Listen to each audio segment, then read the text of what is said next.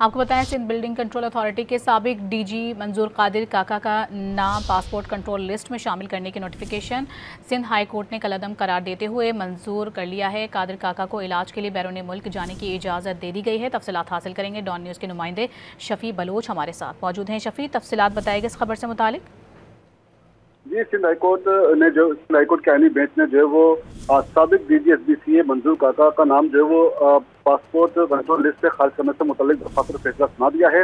अदालत ने मंजूर काका का नाम पासपोर्ट कंट्रोल लिस्ट में शामिल करने के नोटिफिकेशन को कलअदम करार दे दिया है और मंजूर काका का नाम जो है वो PCL ECL में शामिल है, तो अदालत ने फौरी तौर से निकालने का हुक्म दे दिया है।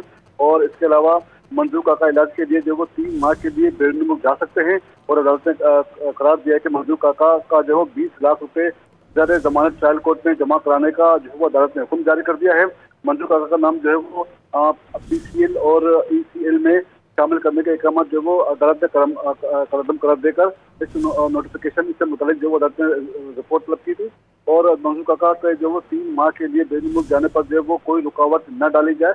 अदालत ने वाजे कर दिया है कि मंजूर काका का पासपोर्ट जिस इदारे के पास है फौरी तौर पर पासपोर्ट जो है वापस कर दिया जाए।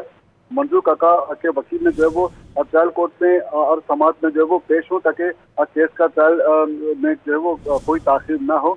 और अदालत ने करार दिया कि अदालती फैसले की नकुल जो है वो चेयरमैन नेब सेक्रेटरी दाखिला और DG नेब कराची को भी जो है वो हस्ताक्षर किया जाए और नेब अदालत में जो है वो मंजूर काका की बैरून मुल्क जाने की इजाज़त जो है वो देने से मुताबिक जी, दरख्वास्त जो है मुस्तरद की थी।